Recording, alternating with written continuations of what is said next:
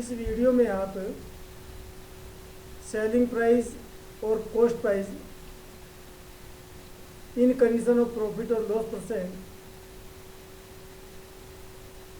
के हिसाब से जब हम क्वेश्चनों को सॉल्व करते हैं तो जो स्टूडेंट्स होते हैं उनके सामने सबसे बड़ी समस्या इन फार्मूलों को कैसे याद रखें। कुछ स्टूडेंट फार्मूलों को रख लेते हैं लेकिन थोड़ा सा कन्फ्यूज़न होने के बाद फिर वो समझ नहीं पाते कि इसको कैसे सोल्व करें। तो सबसे बड़ी समस्या इन फार्मूलों को लर्न करने की है। इस वीडियो में आपको उस समस्या का समाधान करने का प्रयास किया गया है। जैसे आप प्रॉफिट परसेंट की कंडीशन में सेलिंग प्राइस या कॉस्ट प्राइस निकालना चाहते हैं तो देखिए मैंने एक टेबल बनाई है। इस टेबल में मैंने ऊपर कॉस्ट प्राइस लिखा है, एक तरफ मैंने सेलिंग प्राइस लिखा है। तो आप क्या करें, एक कॉलम में कॉस्ट प्राइस की संख्याओं को लिखें और एक कॉलम में हम सेलिंग प्राइस की संख्याओं को लिखते हैं। जैसे ये प्रॉफिट परसेंट, अब इस प्रॉफिट परसेंट शब्द का मतलब क्या है?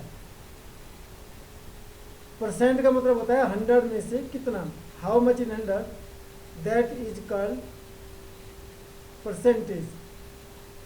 तो ये प्रॉफिट परसेंट का मतलब यह है कि 100 रुपये में से कितने रुपए का प्रॉफिट है। तो अगर 100 रुपये हमारा कॉस्ट प्राइस है तो सेलिंग प्राइस कितना होगा, यानी जब प्रॉफिट की कंडीशन होती है तो स्वाभाविक है कि सेलिंग प्राइस ज़्यादा होगा। तो अगर हमारा कॉस्ट प्राइस 100 रुपये है तो 100 से ज़्यादा ही हमारा सेलिंग प्राइस होने वाला है। और कितना ज़्यादा होने वाला है उसमें प्रॉफिट को जोड़ना है। और फिर दूसरी कंडीशन इसमें ये है, दूसरी बात इसमें ये होती है कि या तो वो कॉस्ट प्राइस दे करके सेलिंग प्राइस पूछेगा या सेलिंग प्राइस दे करके कॉस्ट प्राइस पूछेगा। तो इसमें आपको 100 और कॉस्ट प्राइस इन दोनों का रेशो बराबर होगा, इन दोनों के रेशो के।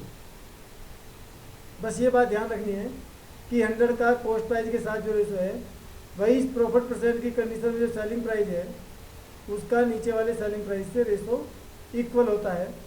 तो अब हमने इसको 100 अपॉन कॉस्ट प्राइस बराबर 100 plus profit percent upon selling price. अब इस के आधार पर अब आप देख सकते हैं हमने यहाँ पर क्रॉस मल्टीप्लाई करना है।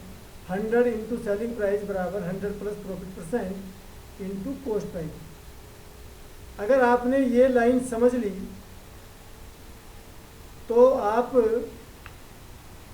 इन condition of profit percent, in condition of loss percent, selling price निकालना, कॉस्ट प्राइस निकालना, जो सारा झमेला है जिसमें आप उलझ जाते हो उससे आप बच सकते हैं। सबसे पहले आपको क्या करना है कि एक कॉलम में कॉस्ट प्राइस की संख्या लिखनी है, दूसरे कॉलम में सेलिंग प्राइस की संख्या लिखनी है और 100 का कॉस्ट प्राइस से और जो सेलिंग प्राइस है उसका दूसरे सेलिंग प्राइस से जो रेशो है इक्वल मान करके हमें इसको सोल्व करना है। तो देखिए अब यहाँ से हम अगर हमने सेलिंग प्राइस निकालना है तो 100 plus profit percent into cost price, तो ये जो हमारा 100 है ये इसके नीचे में चला जाएगा।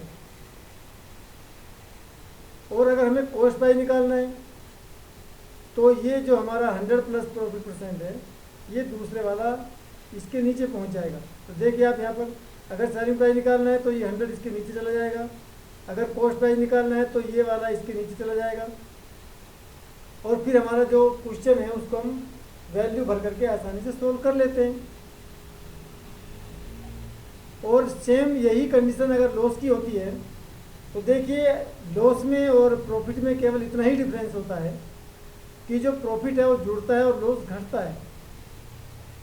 माने कोई चीज़ तुमने ज़्यादा की लेकर के कम की बेची तो तुम्हें लॉस होता है, और कम की लेकर के ज़्यादा की बेची तो तुम्हें प्रॉफिट होता है।